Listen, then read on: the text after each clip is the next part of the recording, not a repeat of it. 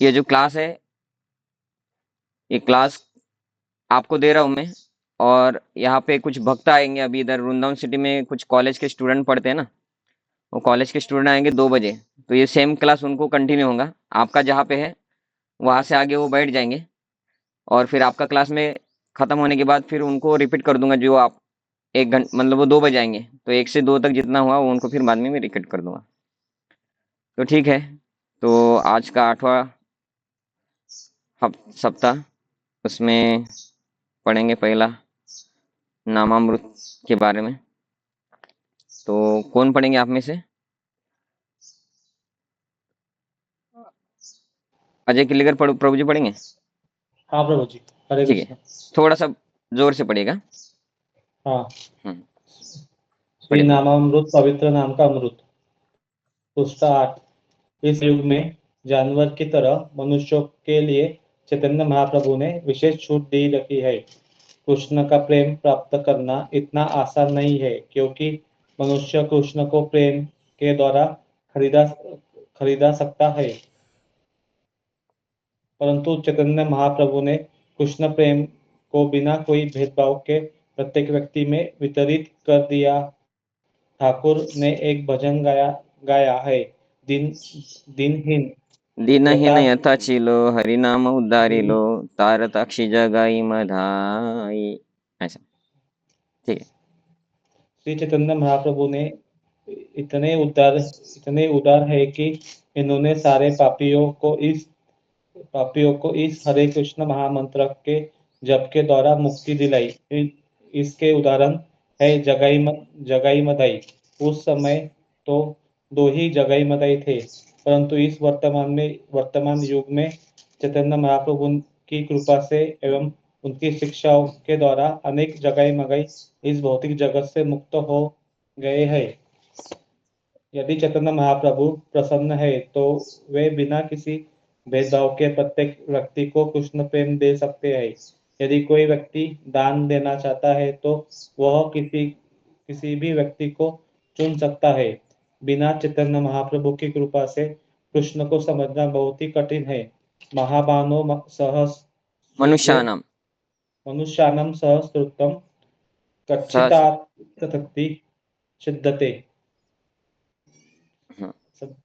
7.3 भगवत गीता। कई हजार मनुष्यों में से कोई एक सिद्धि के लिए प्रयत्नशील होता है।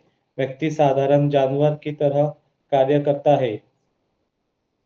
मनुष्य की जिंदगी तभी सफल होती है जब वह कृष्ण को समझना है, थोड़ा अन्यथा उन्होंने वह स्पेलिंग मिस्टेक किया है, हिंदी में कन्वर्ट कर दो, जब वह कृष्ण को समझता है। समझता है, अन्यथा वह पशु ही बना रहता है। कोई भी व्यक्ति जो कृष्ण भावना भावित नहीं है और जिसको मालूम नहीं है कि कृष्ण कौन है, वह पशु है। पशु से बेहतर नहीं। पशु से बेहतर नहीं हो सकता।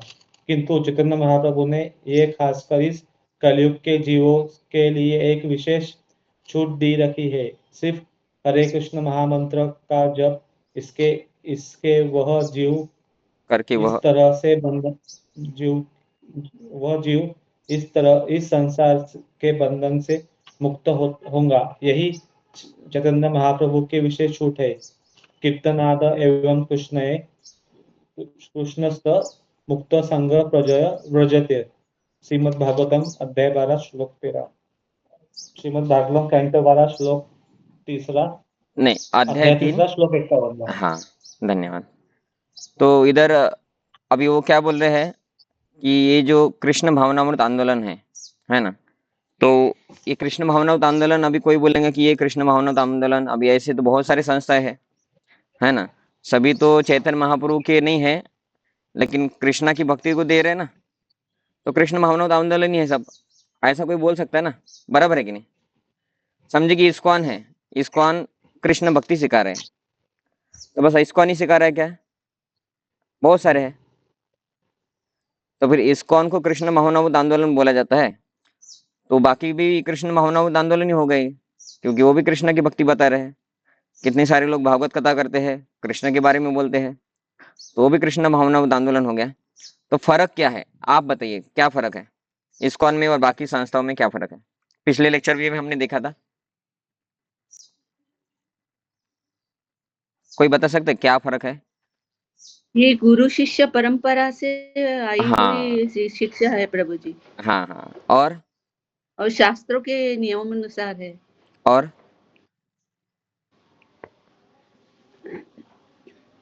जी इसमें ये भी है ना कि सिर्फ हरे कृष्ण का मंत्र जाप करने से ही आपको सबसे उज्जवल माधुर्य रस प्रेम हाँ हाँ। का आस्वादन कर सकते हैं।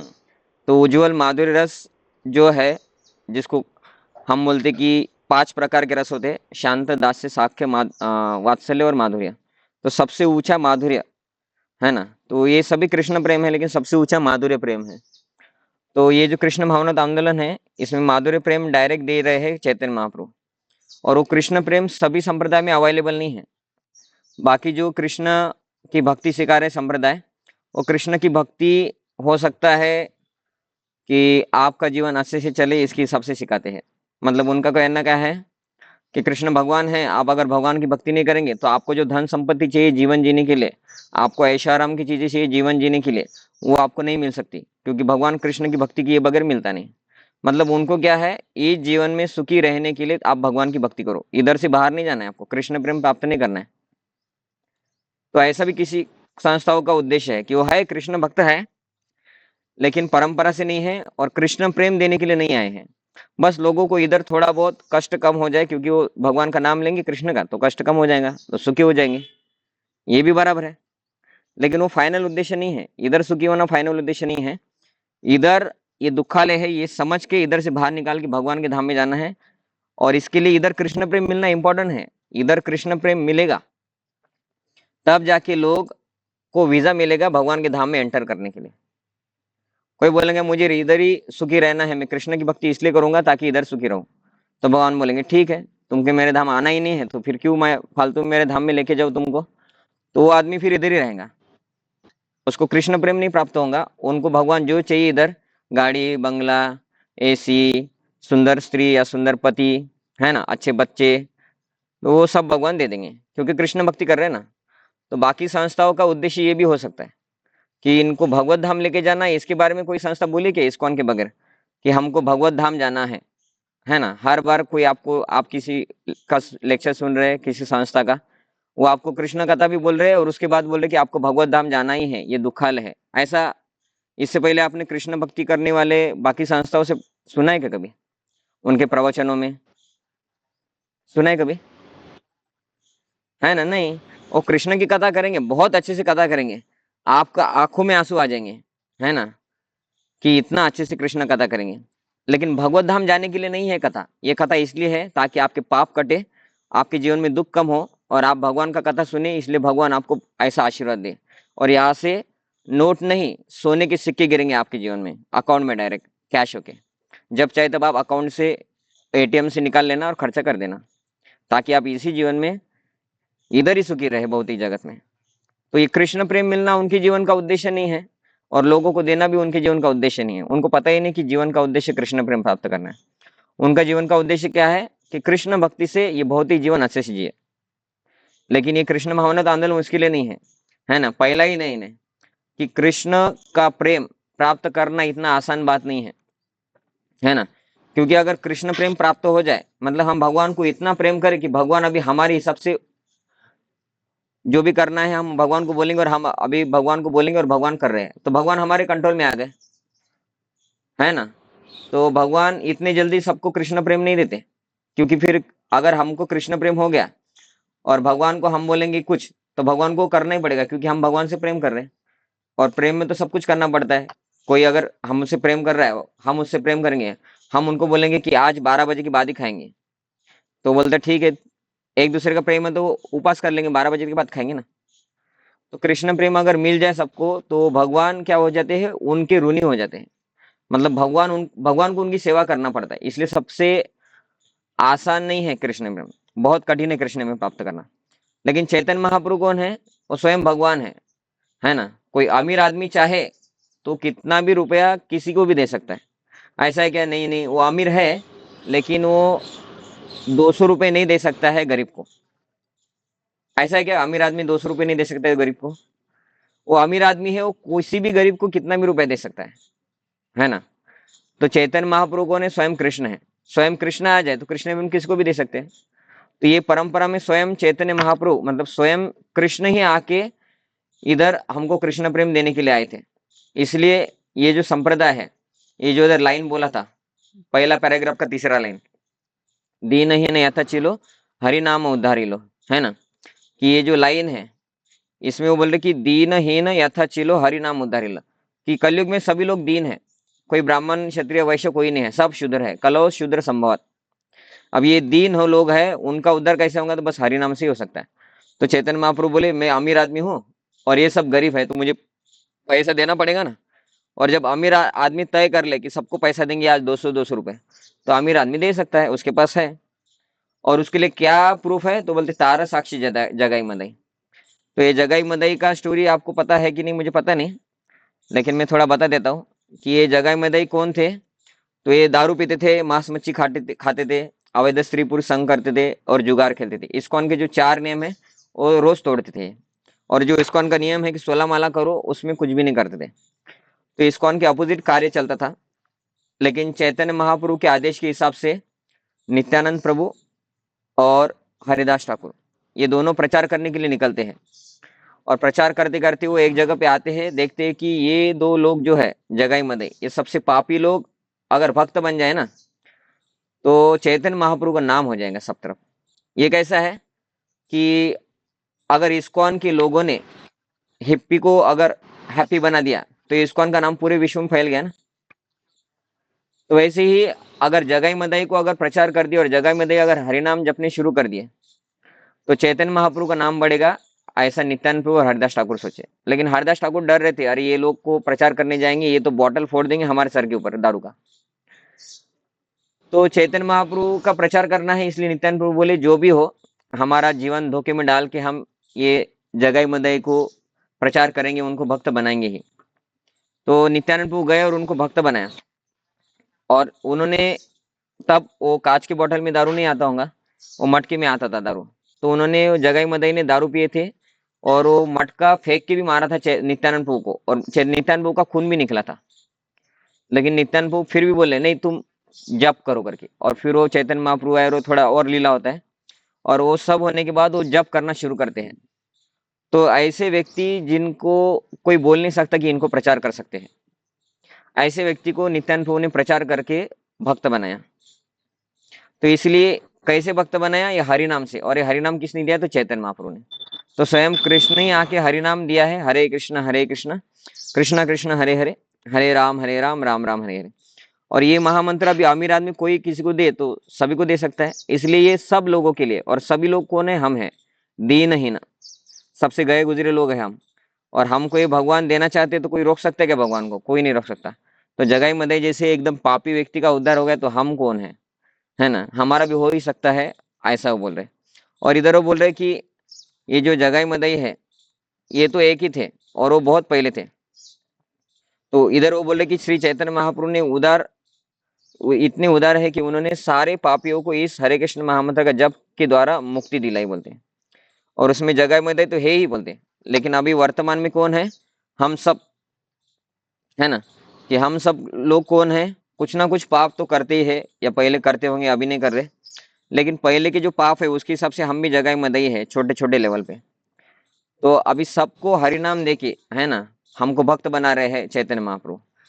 तो इधर बोले यदि कोई व्यक्ति दान देना चाहता है तो किसी भी व्यक्ति को चुन सकता है। तो भगवान ने हमको चुना है अभी भक्त बनाने के लिए।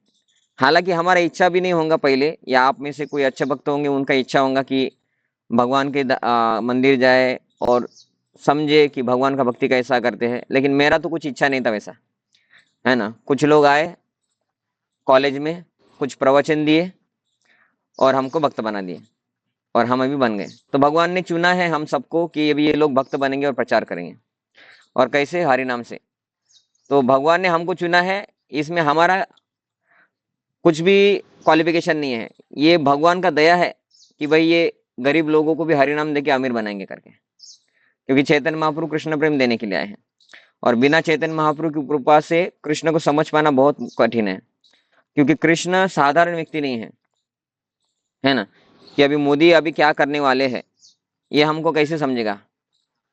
अगर मोदी खुद अलग भेष में आके बताए कि मोदी कैसे करते हैं, बराबर है ना, तो हमको समझ में आएगा कि मोदी रात को इतने बजे सोते हैं, फिर भी इतने बजे उठ जाते हैं, ये करते वो करते वो करते।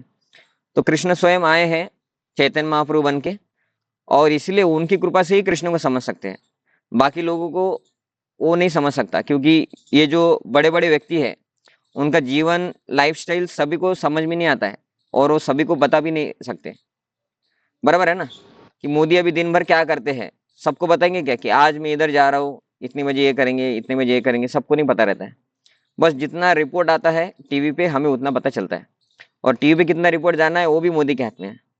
वैसे भगवान के हाथ में है कि उनका भक्ति कौन करे, उनको सिलेक्ट करे, और भगवान की इच्छा से ही भगवान की लीलाएं हमको समझ में आती है या थोड़े बहुत दिखता है। तो ये चैतन्य महाप्रभु स्वयं भगवान है, इसलिए उनसे ही हम भगवान को समझ सकते हैं, क्योंकि वो भक्त का रूप धारण करके आए हैं, और हमको किसके बारे में बता रहे, खुद के बारे में बता रहे, लेकिन भक्त का रूप धारण करके आए।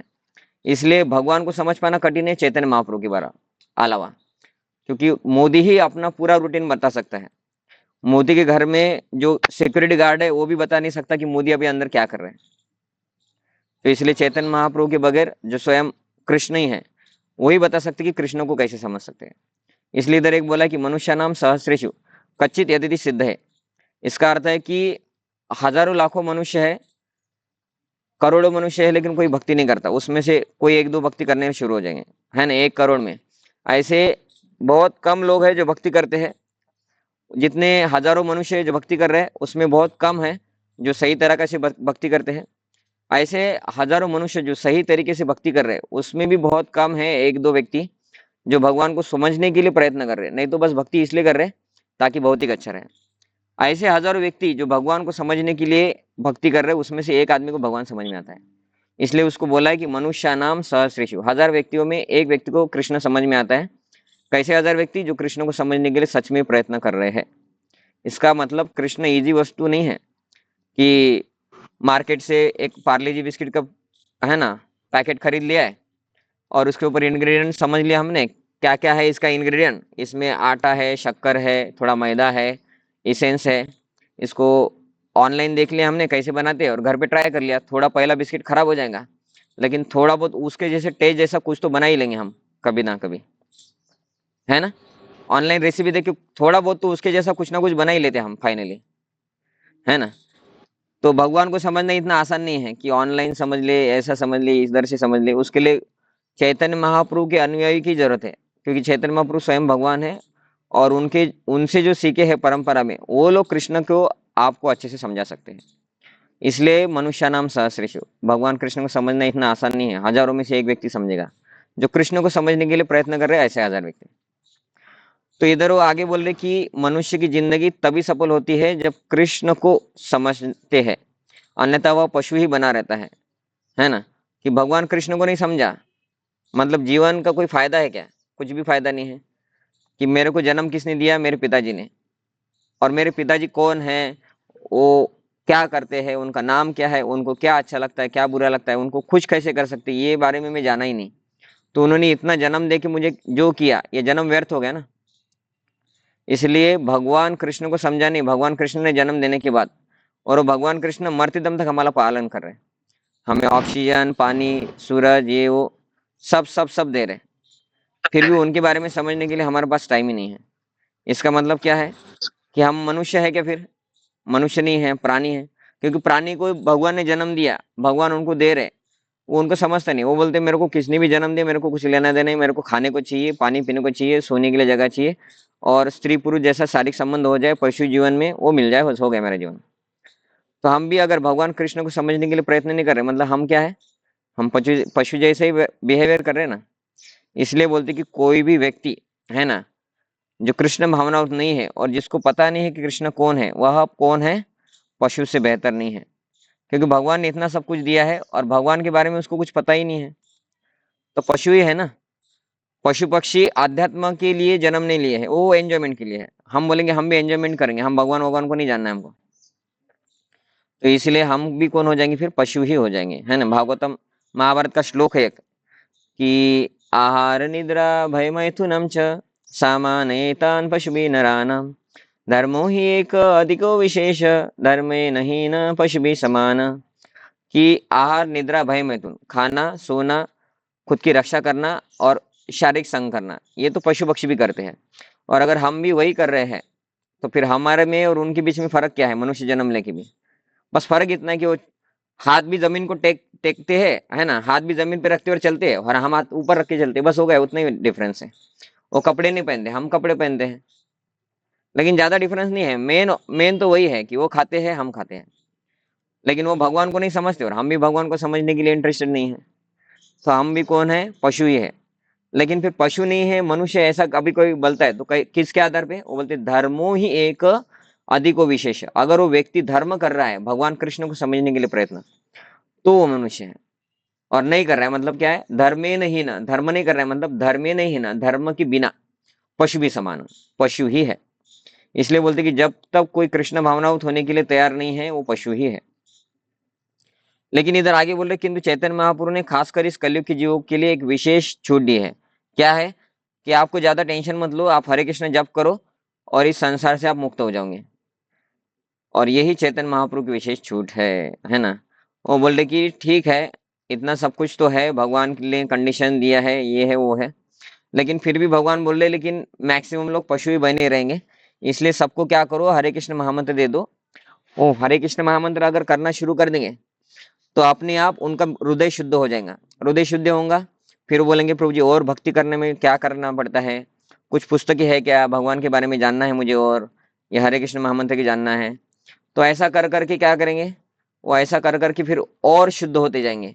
वो पुस्तक पढ़ेंगे, बुक रीडिंग करेंगे, हरिनाम संकीर्तन करेंगे और भगवान के बारे में जानने के लिए और प्रयत्न करेंगे, तो उससे उन लोगों का उद्धार अपने आप हो जाएगा।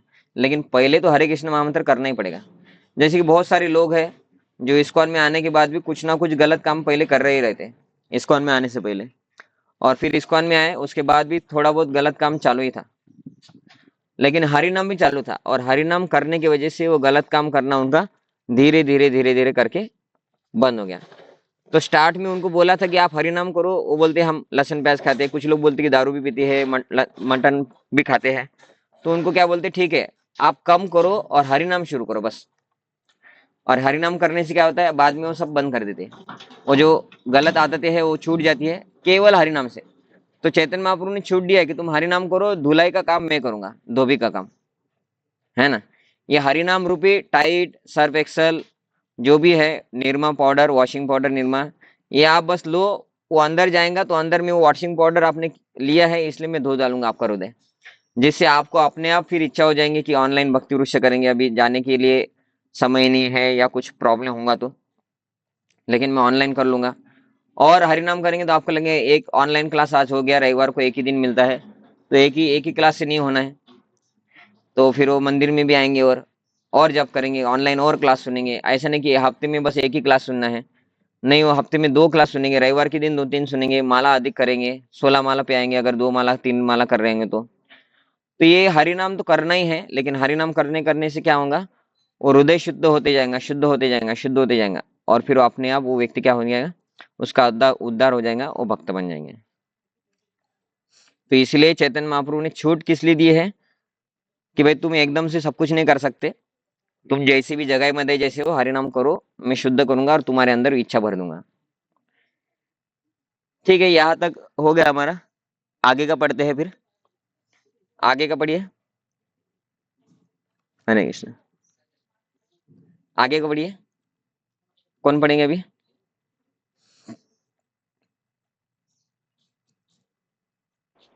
पढ़ूं प्रभु जी? हाँ पढ़िए बताइए। आध्यात्मिक उन्नति प्रकृति के नियम से। ईशोपनिषद में बतलाती है कि हम जो कुछ भी चेतन या अचेतन देखते हैं वह परमेश्वर द्वारा नियंत्रित है। यही बात भगवद गीता में 9:10 श्री कृष्ण कहते हैं कि उनकी शक्तियां सारी वस्तुओं विष्णु एक देश स्थित त्यागने ज्योतिष सुना विस्तारणीय था। जिस तरह एक स्थान पर रखी अग्नि के चारों ओर। वो 2 बजे क्लास के लिए बोले थे ना आपको, आप इधर से हैं? हाँ हाँ, कुछ अनाउंसमेंट करने वाले थे, 2 बजे इधर क्लिक क्लास के लिए बुलाया था, वो 2 बजे शुरू होगा। पर है किंतु यह अपनी ऊष्मा तथा प्रकाश को सारे ब्रह्मांड में वितरित कर रहा है। इसी तरह परमेश्वर अपने भौतिक तथा आध्यात्मिक शक्ति को संपूर्ण सृष्टि में बिखेर रहे हैं। ईशोपनिषद कहती है, यद्यपि भगवान अपने धाम में स्थित हैं, फिर भी वे मन से ही अधिक तेज हैं और वे दौड़ से में सबों को पछाड़ सकते हैं। शक्तिशाली देवता उन्हें छू भी नहीं पाते। यद्यपि वे एक स्थान पर रहते हैं, किंतु वे वायु तथा वर्षा प्रदान करने वाले देवताओं को नियंत्रित करते हैं। वे श्रेष्ठता में सर्वोपरि हैं। धर्म संहिता में कुछ इस प्रकार कहा गया है, गोलोक एव न्योसत्य खिलाभूत।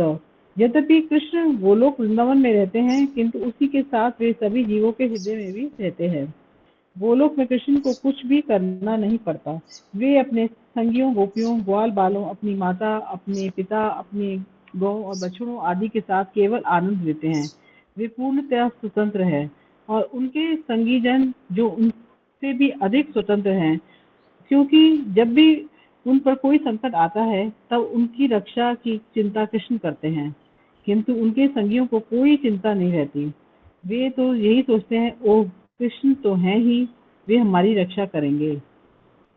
जब 5000 वर्ष पूर्व वृंदावन में कृष्ण ने अपनी लीलाएं की, तो वे नित्य ही अपने ग्वाल बाल मित्रों व गौं तथा बछड़ों के साथ यमुना नदी के तट पर जंगल में खेलने जाया करते थे। कंस प्रायः कृष्ण तथा उनके मित्रों का वध करने के लिए अपने किसी असुर को भेजा करता था। फिर भी सारे ग्वाल बाल निश्चिंत होकर अपनी क्रीड़ाओं का आनंद लेते रहते थे, क्योंकि वे कृष्ण द्वारा अपनी रक्षा किए जाने के प्रति आश्वस्त थे। यही है आध्यात्मिक जीवन, जिसकी शुरुआत कृष्ण की शरण में जाने से होती है। कृष्ण की शरण जाने का अर्थ है यह प्रबल विश्वास होना कि कृष्ण हमें किसी भी घातक स्थिति से बचाएंगे। शरण में जाने की पहली अवस्था है कि जो भक्ति के अनुकूल हो हम उसे स्वीकार करें। तब हमें भक्ति के प्रतिकूल हर वस्तु का तिरस्कार करना चाहिए। अगली अवस्था यह है कि कृष्ण हर एक परिस्थिति में हमारी रक्षा तथा हमारा पालन करेंगे। वस्तुतः वह हर एक को पहले से ही संरक्षण प्रदान कर रहे हैं और पालन कर रहे हैं, यह तथ्य है। किंतु मायावश हम यह सोचते हैं कि हम स्वयं अपनी रक्षा कर रहे हैं या हम अपना भरण पोषण स्वयं कर रहे हैं। अपने भक्तों की रक्षा तथा उनके निर्वाह का जिम्मा कृष्ण स्वयं ही लेते हैं। माया देवी यानी कृष्ण की बहिरंगा शक्ति सामान्य लोगों का जिम्मा लेती है। माया देवी कृष्ण की एजेंट है और वह बद्ध जीवों को दंड देने के लिए तैयार है। यह राज्य जैसी स्थिति ही है। अच्छे नागरिकों की देखभाल सीधे सरकार करती है और अपराधियों की देखरेख बंदी विभाग के माध्यम से कराती है। हरे कृष्ण। धन्यवाद माता जी। तो अभी इधर भगवान क्या सॉरी, ये प्रकृति के नियम, ये प्रभुपाद जी का पुस्तक है। प्रभुपाद जी इधर क्या बोल रहे हैं, एक शब्द में अगर बताए तो प्रभुपाद जी बोल रहे हैं कि भगवान के ऊपर आश्रित रहो, भगवान की सुरक्षा के ऊपर आश्रित रहो। कि अगर हम भगवान की भक्ति करेंगे तो भगवान हमारी रक्षा करेंगे ही।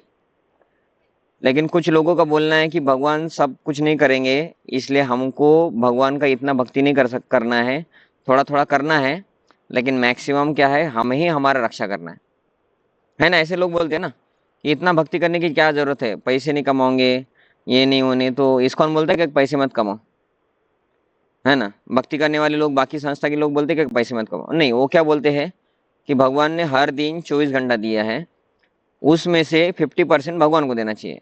उतना नहीं होता तो 25%। 25% मतलब 24 घंटे का 25% कितना होता है, 6 घंटा। तो एटलीस्ट 6 घंटा तो भी 25% तो भी भगवान को देना चाहिए। अभी शुरुआत में उतना भी नहीं देंगे लोग, तो हम बोलते 24 घंटे में से एटलीस्ट आधा घंटा तो भगवान को दो। पहले 1-2 माला करो, है ना, 4 माला करो, एटलीस्ट आधा घंटा। तो वो लोग फिर भी नहीं बोलते, तो हम उनको बोलते कि ठीक है एटलीस्ट 1 माला करो, 24 घंटे में से बस 10 मिनट भगवान को दो, शुरुआत वाले। वो बोलते लेकिन माला करने की क्या जरूरत ही क्या है, हमारे पास सब कुछ तो है ना, और पैसे से सब कुछ होता है। ऐसे बोलती भी है लोग, है ना। तो उनका बोलना क्या है कि पैसे से सब कुछ होता है, मतलब हम भगवान के ऊपर आश्रित नहीं है कि भगवान की भक्ति क्यों करना है। अगर हम भगवान के ऊपर आश्रित है तो भगवान की भक्ति करेंगे, लेकिन हमको भगवान के ऊपर आश्रित है ही नहीं ना। हम भक्ति करेंगे तो भगवान हमारे ऊपर आश्रित हो गए। मतलब हम भक्ति कर रहे हैं मतलब क्या है कि हम भगवान की पूजा कर रहे हैं, भगवान को डोनेशन देंगे, भगवान को खाना खिलाएंगे, है ना, भोग लगाएंगे, मतलब हमारे ऊपर भगवान आश्रित है। तो वो समझ ही नहीं पाते कि कैसे हम भगवान के ऊपर आश्रित है। एक्चुअली भगवान को हमारी जरूरत है ही नहीं, और हम भगवान के ऊपर आश्रित है ये तो फिक्स है, क्योंकि सनलाइट उनसे है, शरीर भी उन्होंने दिया है, बचपन से हम उन्होंने ही सब कुछ दिया है, तब जाके हम जीवंत हैं। अभी भी जो हम खाते पीते हैं वो भगवान तैयार करके दे रहे इसलिए खा रहे हैं। समझे कि सूरज आया ही नहीं अभी, और 10 साल तक सूरज आया नहीं, तो 10 साल में जितना भी अभी राशन है वो पूरा खत्म हो जाएगा, फिर क्या खाएंगे? कोई बोलेंगे कि नॉनवेज खाएंगे। अरे नॉनवेज खाने के लिए वो नॉनवेज कहाँ से बनता है? पशु पक्षी घास खाएंगे तब जाके नॉनवेज मांस आएगा ना उनको। तो कुछ ही नहीं रहेगा, नट बोल्ट खाना बस। 10 साल के बाद लोहा रहेगा ना, तब सूरज नहीं आएगा तो भी लोहा रहेगा, है ना। तो सूरज अगर आया ही नहीं, भगवान ने भेजा ही नहीं सूरज को, ये बहुत सारे लोग नास्तिक हो गए, इसलिए अभी सूरज को बंद करते थोड़ा, है ना, स्विच ऑफ करके रखते लाइट को 10 साल के लिए। तो जितना पहले खाना है उतना लोग खा लेंगे, उसमें भी बहुत सारा भ्रष्टाचार हो जाएगा, और फिर मारा मारी भी होंगी खाने के लिए, बॉम्ब भी फोड़ेंगे लोग खाने के लिए, तो बहुत सारे लोग अपने आप ही मर जाएंगे। हमें कुछ करने की जरूरत नहीं है, भगवान ने बस लाइट बंद कर दिया सूरज नाम का, है ना, तो लोग एक दूसरे को मार देंगे बस उतना करने से। समझ में आया ना आपको कि भगवान ने बस सूरज बंद कर दिया, समझिए कि 10 साल के लिए, तो उसमें 2-3 साल में अनाज का प्रॉब्लम आ जाएगा, तो अनाज महंगा हो जाएगा, 40 रुपए किलो, 50 रुपए किलो। अगर समझे कि ग्रेन्स है अभी, जो समझे कि आटा गेहूं है 50 रुपए किलो, तो तब 2000 रुपये किलो हो जाएगा 3 साल के बाद। 3 साल तक अगर आया नहीं सूरज तो, और 5 साल के बाद वो हो जाएगा 10,000 रुपये किलो, और 10,000 रुपये किलो हो जाएगा तो फिर लोग चोरी करेंगे, और वो चोरी नहीं करेंगे तो मर जाएंगे, इसलिए फिर आगे वाले इंसान जिसके पास है उसको मारेंगे फिर। और कुछ लोग बोलेंगे हमारे पास अभी नहीं है, हमारे पास न्यूक्लियर वेपन है, वो देश के ऊपर डाल देंगे, वो देश मर जाएगा, उधर जितना अनाज रहेगा हमारे पास लेके आएंगे। तो ऐसा कर करके बस 5 साल में ही आधा जनता तो ऐसे ही खत्म हो जाएगा एक दूसरे के साथ फाइट करके, और उसके बाद अगर आधा रह गया तो कम कम खाने की वजह से, और बाकी, है ना, साल में वो मर जाएंगे, तो कोई जीवन तो ही नहीं रहेगा, क्योंकि बारिश भी नहीं होगा ना। अगर सूरज नहीं आया तो जितना भी बारिश का पानी है वो हम यूज करके, फैक्ट्री में यूज करके नदी में डालते हैं, और पूरा समुद्र में चला जाता है, वो बह बह के समुद्र में चला जाएगा गंदा पानी हो के, और खारे पानी का वो फिल्टर करने के लिए अपने पास कुछ व्यवस्था है ही नहीं, ऐसा कुछ फिल्टर है ही नहीं अभी तक कि समुद्र का इतना सारा खारा पानी है उसको करे कुछ। और सूरज नहीं आएगा तो लोगों के पास एनर्जी तैयार करने के लिए, इलेक्ट्रिसिटी तैयार करने के लिए डैम भी नहीं बना पाएंगे, क्योंकि पानी तो पूरा बह गया, समुद्र में जाके पड़ा है। अभी कहाँ से डैम बनाएंगे और किधर से क्या करेंगे?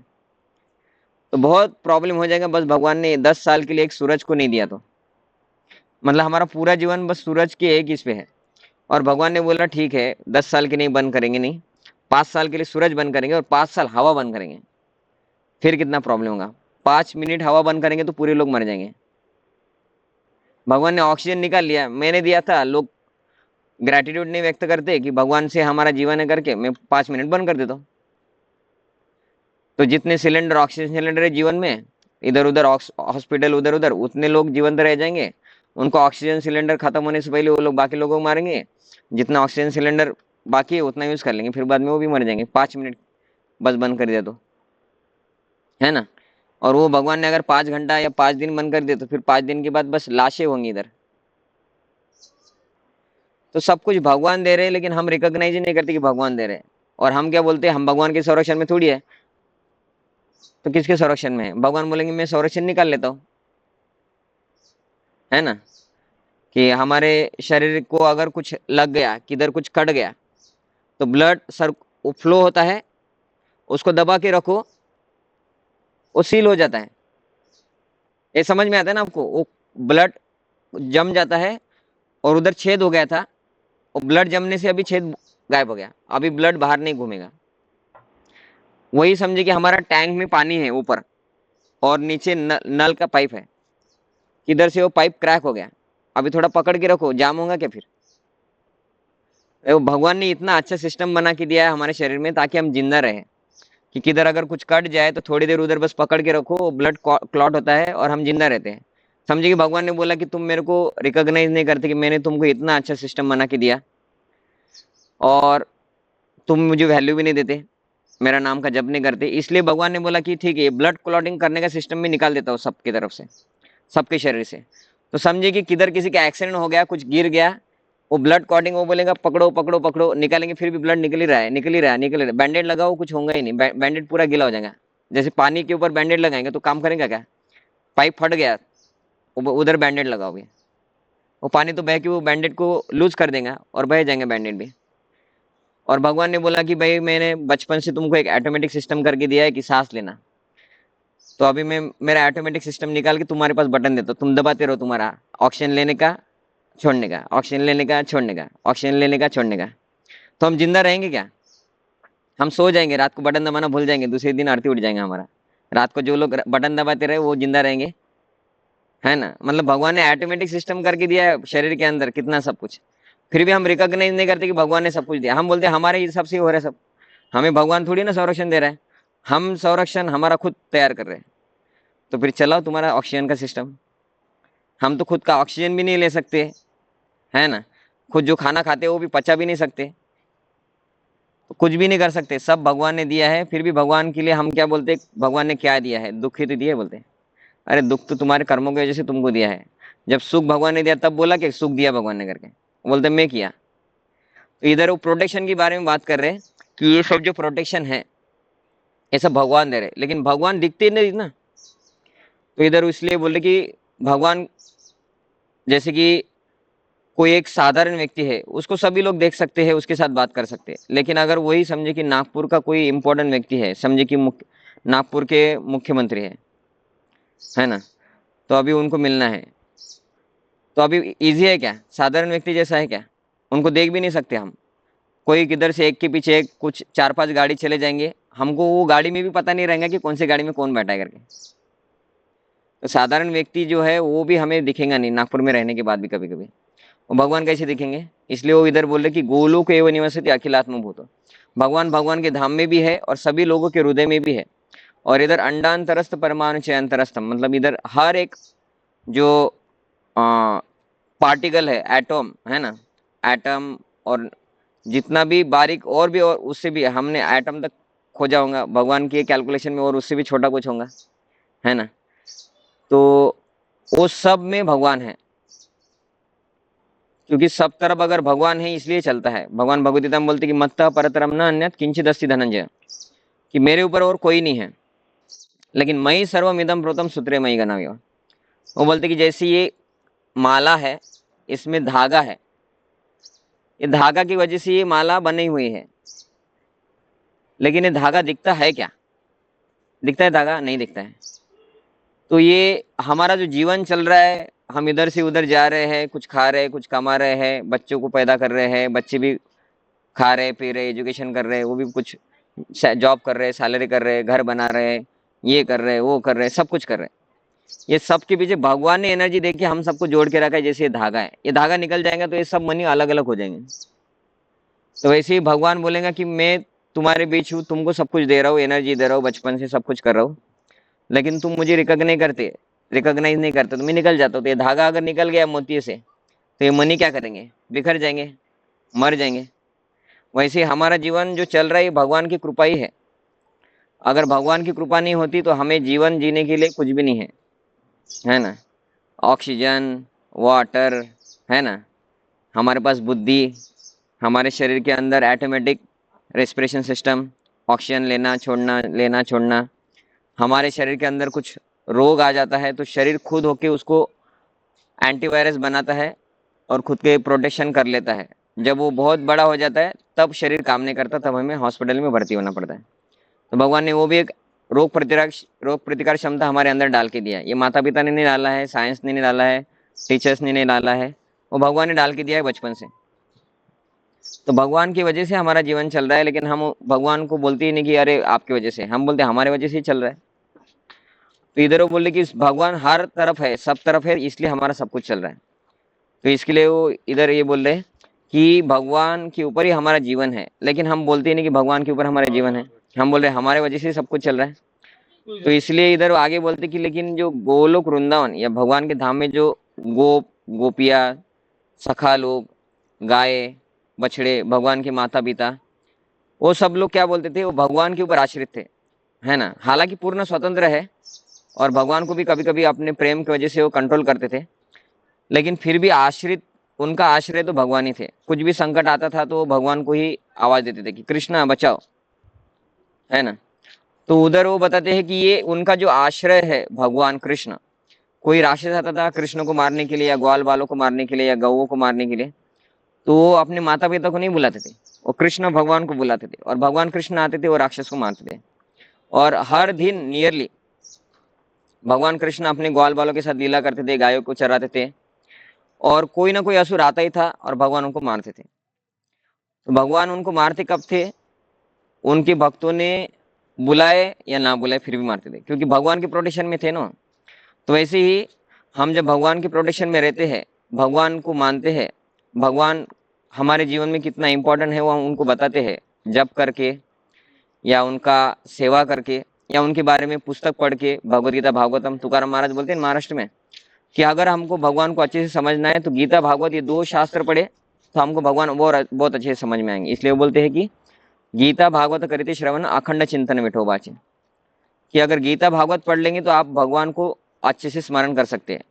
अच्छे से स्मरण लेकिन कैसे करेंगे, क्योंकि भगवान के बारे में आपको समझ में आएगा ना सब, कि भगवान आपको क्या क्या दे रहा है। तो अगर हमको किसी ने पढ़ाई के लिए मदद किया, है ना, हमको माता पिता बड़े करते हैं बचपन से, तो हम अगर अच्छे व्यक्ति है तो हम बोलेंगे कि मेरे माता पिता ने पढ़ाया, ये व्यक्ति ने मुझे मदद किया, है ना, मेरे एजुकेशन के वक्त पैसा नहीं था, उन्होंने मुझे पैसा दिया, मेरे एजुकेशन के लिए मदद किया। लेकिन अगर वो व्यक्ति, है ना, कृतज्ञ नहीं है तो वो क्या बोलेगा, अरे उसने नहीं दिया मुझे, मैं मेरे अपने बल से, ये मेरे माता पिता ने मुझे नहीं संभाला है, मैं बचपन से अपने आप जिंदा भी हो गया, मेरे को शरीर भी अपने आप आया, माता पिता ने जन्म नहीं दिया, है ना, मेरे कोई माता पिता है ही नहीं। तो हमारा भी वैसा ही है, भगवान ने सब कुछ दिया है लेकिन हम बोलते भगवान ही नहीं है।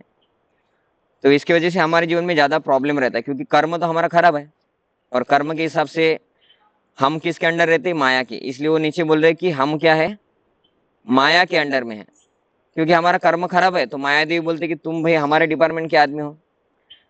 तो सबसे नीचे उन्होंने बताया ना कि जैसे कि कोई अगर अच्छा व्यक्ति है तो गवर्नमेंट उनको पुरस्कार देती है, पद्म विभूषण अवार्ड, ये वो, है ना, और भी कुछ करती है। कोई अच्छे से अगर देश भक्ति कर रहा है तो उनको कुछ अवार्ड देंगे उनको आगे बढ़ने के लिए। कोई अच्छे से अगर क्या बोलते हैं उसका, बिजनेसमैन भी है तो भी गवर्नमेंट उनको कुछ ना कुछ पुरस्कार देके कुछ ना कुछ करती रहती, प्रोत्साहित करती रहती कि आपने बहुत अच्छा काम किया है समाज के लिए, देश के लिए, ऐसा कुछ। और ये अच्छे व्यक्ति के लिए, तो अच्छे व्यक्ति के लिए गवर्नमेंट खुद आके उनको पुरस्कार देती है। और जो लोग बुरे व्यक्ति हैं, कुछ चोरी करते हैं, डकैत करती है, रेप करते हैं या गवर्नमेंट का टैक्स चुराते हैं, उनके लिए गवर्नमेंट डायरेक्ट नहीं आता है। उनके लिए गवर्नमेंट क्या बोलते हैं, हमारा अलग डिपार्टमेंट है जो ऐसे चोर उचक्यों का ख्याल रखते हैं, उनको प्रेम करते हैं, और वो डिपार्टमेंट का नाम है जेल, पुलिस डिपार्टमेंट। तो उनके पास मोदी नहीं जाएगा कि बहुत अच्छा से तुमने चोरी किया, ये लोगों को ऑनलाइन हैकिंग किया, है ना, इन लोगों को मारा, उनके लिए पुलिस जाता है। तो भगवान बोले कि जो भगवान की संरक्षण में रहता है, भगवान उनका हमेशा संरक्षण देती है। रहना मतलब क्या, बहुत कुछ करना नहीं है, बस भगवान ने हमको जो दिया है वो मानना है ना, उसी को भगवान के बारे में हमारा कृतज्ञता व्यक्त करना है। हम भगवान का नाम जप करेंगे, उनके बारे में शास्त्र पढ़ेंगे, मतलब उनके बारे में हम कृतज्ञता व्यक्त कर रहे हैं। लेकिन अगर वो भी नहीं कर रहे तो भगवान बोल रहे कि फिर तुम मेरे भक्त भी नहीं हो, तो तुम मेरे डिपार्टमेंट में नहीं आ रहे, है ना, तुम माया देवी के डिपार्टमेंट में जाते। तो फिर माया देवी ख्याल रखती कि जो जो पापी लोग हैं, माया देवी बोलती तुम मेरे डिपार्टमेंट के लोग हो, तुमको शिक्षा देना मेरा जिम्मेदारी है। जैसे कि कोई अच्छा गवर्नमेंट का काम कर रहा है या अच्छा देशवासी बनता है, नागरिक बनता है, तो गवर्नमेंट स्वयं आती है, बड़े बड़े लोग गवर्नमेंट के आते हैं, उनको पुरस्कार देते हैं। और अगर कोई बुरा करता है, देश का सेवा नहीं करता है, देश को डुबाता है, गलत चीजें करता है देश में, तो फिर गवर्नमेंट डायरेक्ट नहीं आता है, गवर्नमेंट बोलती है पुलिस डिपार्टमेंट से हम सेवा करेंगे, आपके लिए एक अच्छा दीवार बनाएंगे, है ना, उसको एक तरफ से जेल बोलेंगे और 3 तरफ से दीवार भी रहेगा, मच्छर वच्छर भी रहेंगे आपकी सेवा के लिए, आपका जो गंदा खून है उसको खाएंगे पिएंगे मच्छर, आपको थोड़ा और सेवा का मौका भी देंगे, आपने इतना अच्छा सेवा किया है, लोगों को मारा है, थोड़ा पत्थर को हथौड़ा मार के दिखाओ, इधर पत्थर तोड़ने के लिए सेवा देंगे आपको। तो जेल डिपार्टमेंट किस लिए है? जो बुरे लोग हैं उनके लिए। और पुरस्कार किस देने के लिए डायरेक्ट गवर्नमेंट के बड़े लोग आते हैं, वो किन के लिए? अच्छा नागरिक। वैसे ही जो अच्छे व्यक्ति बनते हैं, मतलब भगवान को उन्होंने जो कुछ दिया है हमारे जीवन में, उसके लिए थैंक यू बोलते हैं, उनको भगवान स्वयं प्रोटेक्शन देते हैं, क्योंकि वो भगवान को थैंक यू बोल रहे, भगवान की प्रोटेक्शन में आ गए ना। और जो लोग भगवान तो मानते नहीं, उनको माया देवी तकलीफ देती है, क्योंकि उनका कर्म वैसा है। वो भगवान जानबूझ के नहीं तकलीफ देते कि कोई नास्तिक है लेकिन उसका कर्म अच्छा है, तो भगवान उसको जानबूझ के तकलीफ नहीं देते। भगवान बोलते तुम्हारा कर्म के हिसाब से तुम जियो, तुमने पिछले जन्म में कर्म अच्छा किया, तो भगवान वो नास्तिक होने के बाद भी अमीर होता है ना। बहुत सारे लोग हैं नास्तिक भी है फिर भी अमीर है, और भगवान को नहीं मानते, तो भगवान उनको कुछ नहीं कर रहे। उनके नसीब में कुछ समय के लिए पैसा है, तो भगवान उनको पैसा भी दे रहे। लेकिन जो भक्त है उनके पास क्या है? वो पैसा है नहीं है, अमीर है गरीब है, कैसा भी हो, भगवान उनकी संरक्षण करते ही है, क्योंकि वो भक्त है।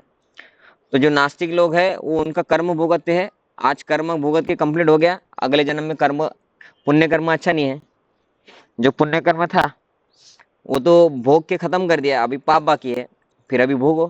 कुत्ता बनो, बिल्ली बनो, बंदर बनो, इधर उधर घूमो, है ना, चींटी वीटी बनो, तो ऐसा बन के फिर उनको भुगतना पड़ता है। तब भगवान फिर उनको ज्यादा संरक्षण नहीं देंगे। भगवान बोलेंगे तुम मेरा संरक्षण कब लिए, आवाज ही नहीं लगाया, मुझको फोन ही नहीं किया तुमने, तो मैं संरक्षण क्यों करूं? तो ऐसे लोगों के लिए फिर माया देवी है। ठीक है, तो ये कुछ प्रश्न है, आपको इसका उत्तर देना है। ठीक है, तो पहला प्रश्न, कृष्ण कहाँ रहते हैं और इस भौतिक जगत को कैसे नियंत्रित करते हैं? बताइए, पहला प्रश्न का उत्तर बताइए, कौन बताएगा? अभी जी, जितना पढ़ा उसमें।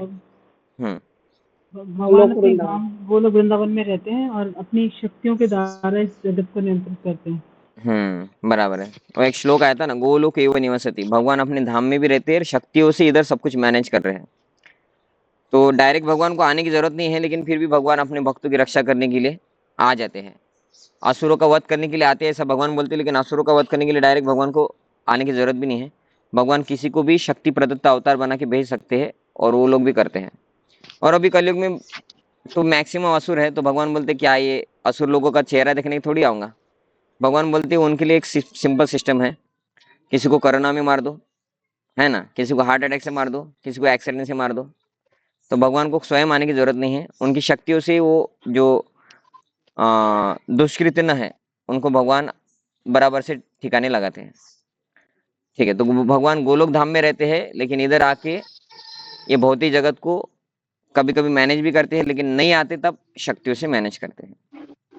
नेक्स्ट, आप कुछ कारण बताइए कि कृष्ण क्यों परम ईश्वर है? बताइए कारण, कौन बताएंगे?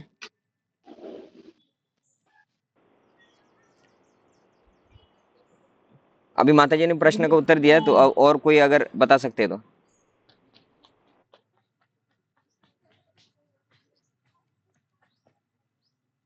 ठीक है माता जी, आप ही बताइए। तो जैसे आपने भी बताया ना, भगवान ने गीता के श्लोक में 7.7 बताया कि मेरे से कोई मेरे समान है, मुझसे बढ़ के कोई नहीं है। नहीं चाहे पूरा आध्यात्मिक और भौतिक जगत के, नहीं सब सब चीजों का। तो जो भी हम करते हैं, हम सब चीजों के लिए भगवान पे ही आश्रित है। हवा पानी कुछ भी चीज है जिसके बिना, भगवान की बिना कृतज्ञता हम एक मिनट भी नहीं रह सकते। तो अभी इसमें जो है बहुत सारे शास्त्रों में भी और में भी बताया हुआ है कि भगवान कैसे सब में करते। हाँ, तो इधर ईशोपनिषद के बारे में बोला था उन्होंने, वर्षा वायु को नियंत्रित करते हैं भगवान। हाँ, वो बोला था उन्होंने कि ये ईशोपनिषद में वो बोल रहे हैं कि भगवान क्या कर रहे हैं, ये सब जो अलग अलग डिपार्टमेंट भगवान ने बना के रखे हैं। सूर्य की तरफ सूर्य और प्रकाश का डिपार्टमेंट दिया है, इंद्र के पास वाटर सप्लाई का डिपार्टमेंट दिया है कि बारिश करे, है ना, वायुदेव के पास ऑक्सीजन और एयर सर्कुलेशन का डिपार्टमेंट दिया है, लेकिन मैनेज तो भगवान ही कर रहे हैं। और भगवान ये भगवदगीता में बोलते हैं, भागवत में बोलते हैं, इसलिए भगवान कृष्ण ही सबसे ऊपर और परम परमेश्वर है। इधर लिया ना, परमेश्वर द्वारा नियंत्रित है। और भगवान ने भगवदगीता में बोला है कि उनकी शक्तियों से ही पूरा ये सब कुछ चलता है। और ऐसा पुराण पुष्टि करते हैं, पुराणों में आता है, ऐसा उन्होंने बोला था, है ना, कि एक देश स्थिताग्नि ज्योतिर्स न विस्तारिणी था, एक जगह पे स्थित है भगवान, लेकिन सभी तरफ उनकी शक्ति के द्वारा वो रहते हैं। ठीक है, नेक्स्ट क्वेश्चन। नेक्स्ट किधर गया? कृष्ण को समर्पित करके कैसे हम भौतिक जगत की चिंताओं से मुक्त हो सकते हैं, उदाहरण सहित समझाइए। बताइए, कौन बताएंगे?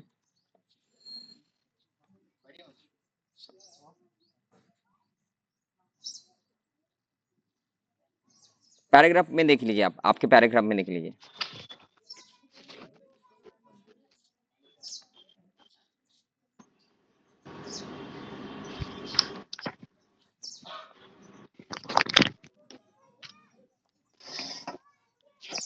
इसके लिए भगवान पर पूरा विश्वास होना चाहिए प्रभु जी।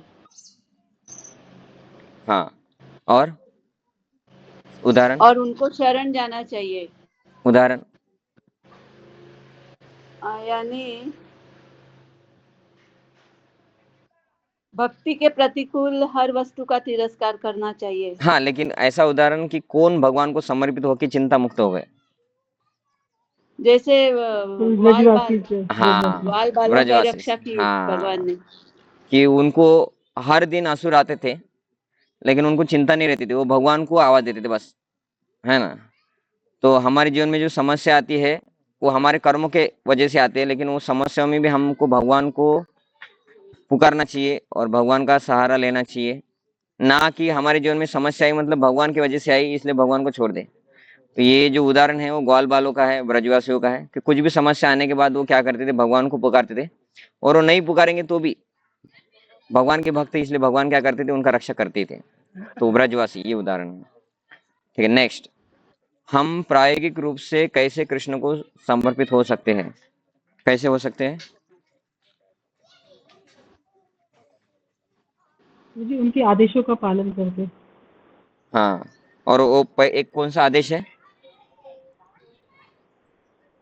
सर दान वान करते हुए मामले का शरण। हाँ, नहीं, अभी अभी इसमें से जो बताया है कि हरि नाम का जप करो, हरे राम हरे राम। है ना। तो इधर वो क्या बोल रहे हैं कि कैसे समर्पित हो सकते हैं? तो हरिनाम का जप नहीं, सॉरी, हरिनाम का जप तो पहले पैराग्राफ में था।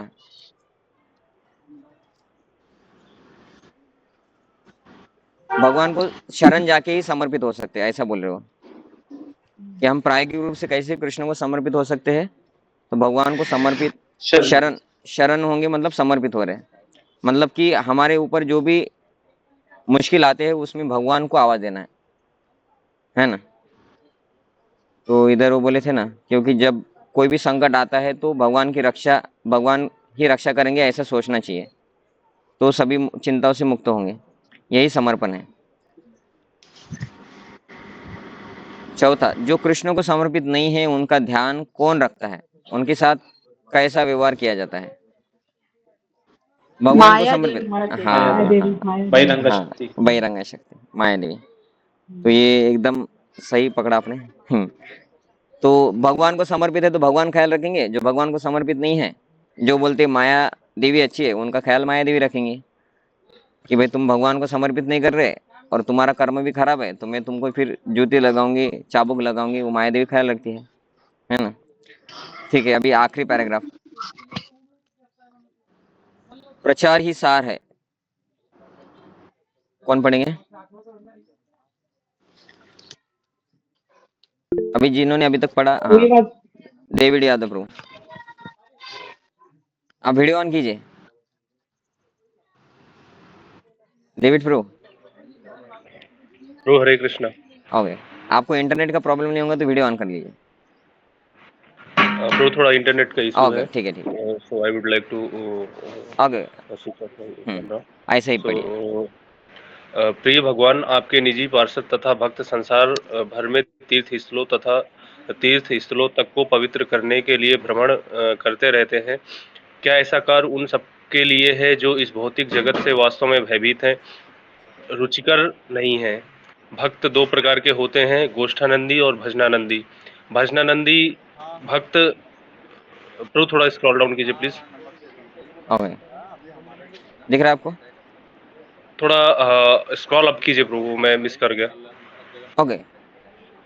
हाँ, भजनानंदी भक्त एक ही स्थान पर रहते हैं, वे कहीं नहीं जाते। ऐसे भक्त सदैव भगवान की भक्ति में लगे रहते हैं। वे अनेक आचार द्वारा सिखाए गए महामंत्र का जप करते हैं और कभी कभी प्रचार के लिए बाहर जाते हैं। गोष्ठानंदी भक्त वो हैं जो संसार भर में भक्तों की संख्या बढ़ाने के इच्छुक रहते हैं। चैतन्य महाप्रभु का आदेश है, पृथ्वीति आछे यत नारदादिग्राम सर्वत्र प्रचार है मोर नाम। वे चाहते थे कि उनके अनुयायी संसार भर में प्रत्येक नगर तथा ग्राम में प्रचार हेतु जाएं। चैतन्य महाप्रभु के सिद्धांतों का जो लोग दृढ़ता से पालन करते हैं, पालन करते हैं, उन्हें चैतन्य महाप्रभु के संदेश का जो कृष्ण के वचनों, भगवत गीता तथा श्रीमद् भागवत के समान है, विश्व भर में प्रचार करने के लिए भ्रमण करना चाहिए। नारद मुनि जैसे भक्त जो प्रचारार्थ सर्वत्र घूमते हैं, गोष्ठानंदी कहलाते हैं। नारद मुनि ब्रह्मांड भर में विभिन्न प्रकार के भक्त उत्पन्न करने के लिए सदैव विचरण करते रहते हैं। नारद मुनि ने तो बहेलिये को भक्त बना लिया। वस्तुतः सारे सॉरी मैं मिस कर रहा हूँ प्रभु। वस्तुतः सारे भक्त नारद मुनि के ऋषि हैं, ऋणी हैं, क्योंकि वे स्वर्ग तथा नरक दोनों में विचरण करते थे। भगवत भक्त नरक से भी नहीं डरता। वह सर्वत्र, यहाँ तक कि नरक में भी भगवान की महिमा का प्रचार करने के लिए जाता है, क्योंकि भक्त की दृष्टि में स्वर्ग तथा नरक में कोई फर्क नहीं पड़ता। नारायण सर्वे न कुतश्चन विम्यति स्वर्गा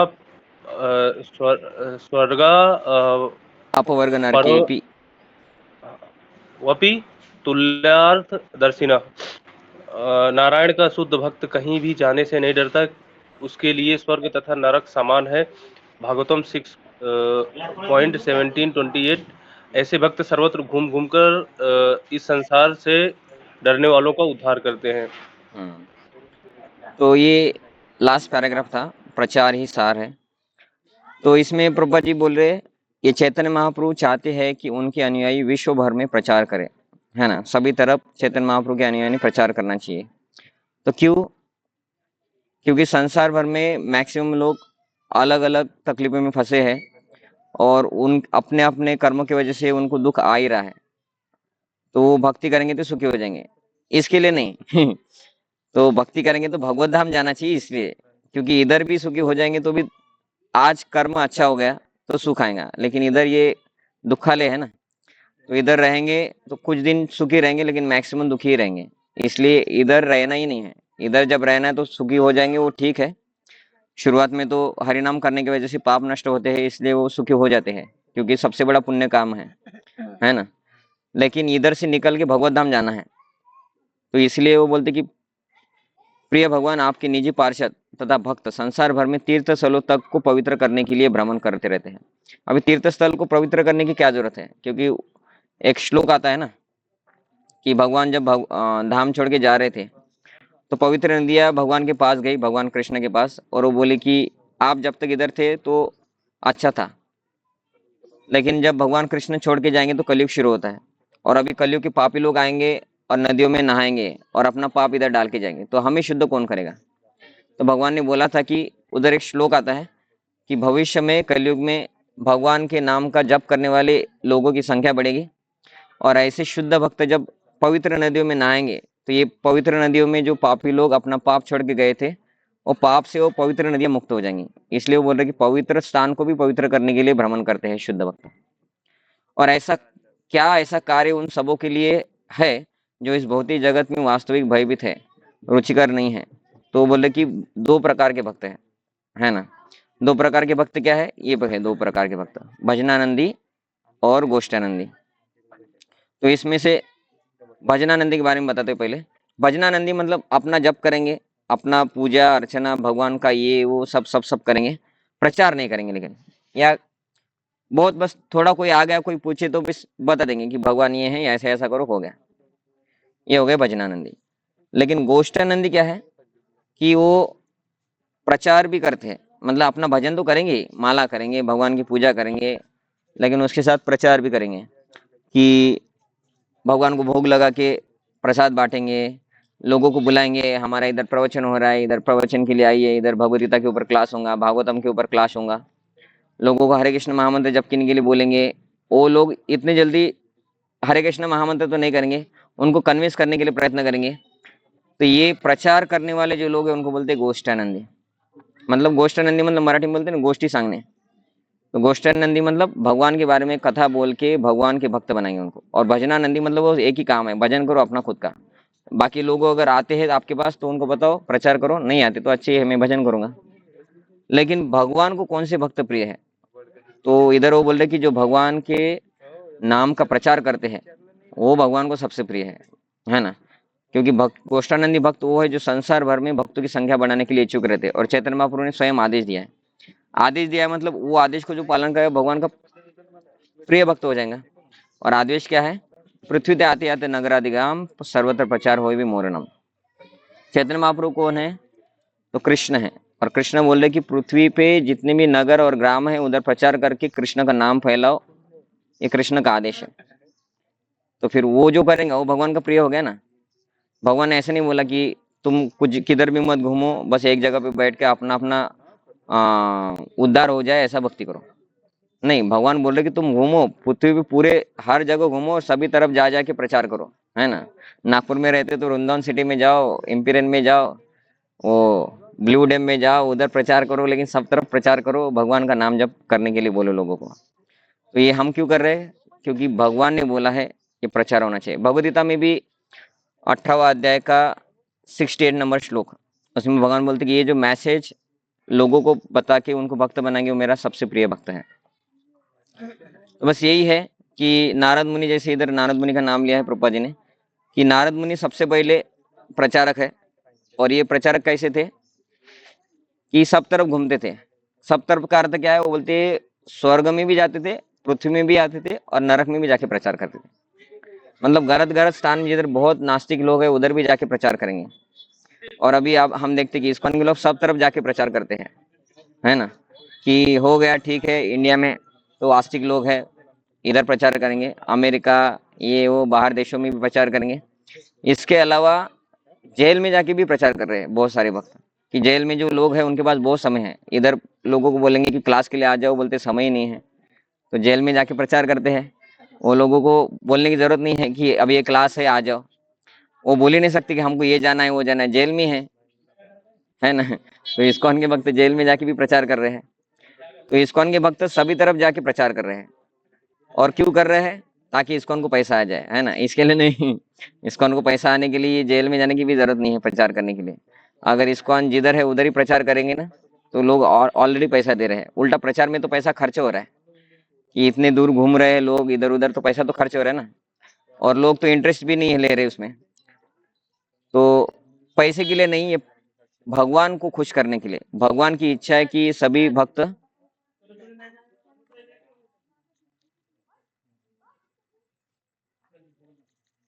सभी लोग भक्त बन जाए, ताकि अगर कोई अमीर बाप का लड़का है, बाप को छोड़ के चला गया, तो जो व्यक्ति वो लड़के को ढूंढ के अमीर बाप के पास लेके आएंगे तो अमीर जो पिताजी है वो खुश हो जाते हैं ना। इसी तरह सभी तरफ प्रचार करने की वजह से भगवान खुश है, इसलिए हम सब तरफ जाके प्रचार करते हैं। तो ठीक है, हम यहाँ पे रुक जाते हैं क्योंकि अभी समय भी हो गया है। और अभी इधर यही टॉपिक अभी फिर से दूसरे स्टूडेंट्स है 11वीं 12वीं के, उनको भी देंगे हम, थोड़ा अलग तरीके से देंगे। आप तो ऑलरेडी जब कर रहे हैं सब कुछ कर रहे हैं, इसलिए आपको अलग तरीके से बताते हैं, वही अभी उनको थोड़ा अलग तरीके से बताते हैं, है ना। तो आपको कुछ प्रश्न होगा तो आप पूछिए, आपको कुछ और बताना है आप बताइए। हरे कृष्ण गुरु जी, मेरा एक थोड़ा सा प्रश्न है ये। तो हम्म। एक्चुअली मैं पूछ रहा था कि जैसे जो हरे कृष्ण महामंत्र है वो तो मतलब पहले भी योगों में था ना, मतलब ऐसे कलयुग को छोड़ के पहले सतयुग वगैरह में भी था ना हाँ, actually? यस। तो उस टाइम पे फिर लोग जो आत्म साक्षात्कार के अलग अलग जो बहुत कठिन तरीके क्यों अपनाते थे? जैसे सतयुग में लोग ध्यान करते थे इतने वर्ष, जब भी आसान हमारे पास तरीका था तो वो उस टाइम ऐसे क्यों हो रहा था कि सतयुग में इतना ध्यान करना, फिर त्रेता में वो यज्ञ करते थे बड़े बड़े, तो इस तब उस टाइम भी ये इसको क्यों नहीं अपनाया?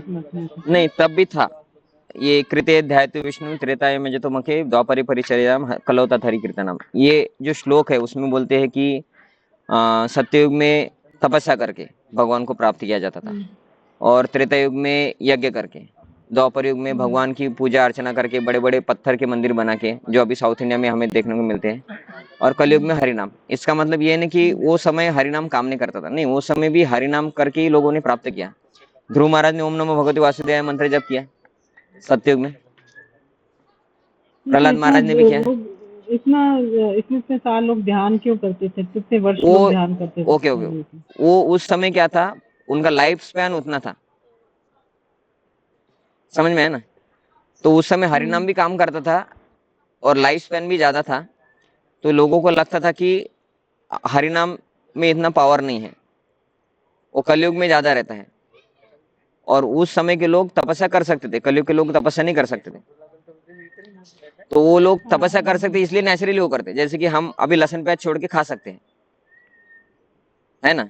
अभी हमारा लेवल आ गया है कि हम 12 बजे तक भी उपवास कर लेंगे और निर्जल भी कर लेंगे। क्यों? क्योंकि भगवान को खुश करता है। लेकिन हमको पता है कि निर्जल करने की भी जरूरत नहीं है, हमें माला अगर अच्छे खासे कर ले और एकादशी का भी प्रसाद खा ले उस दिन, तो भी भगवान खुश होने वाले। ये तो आप पता है ना हमें कि एकादशी करना है।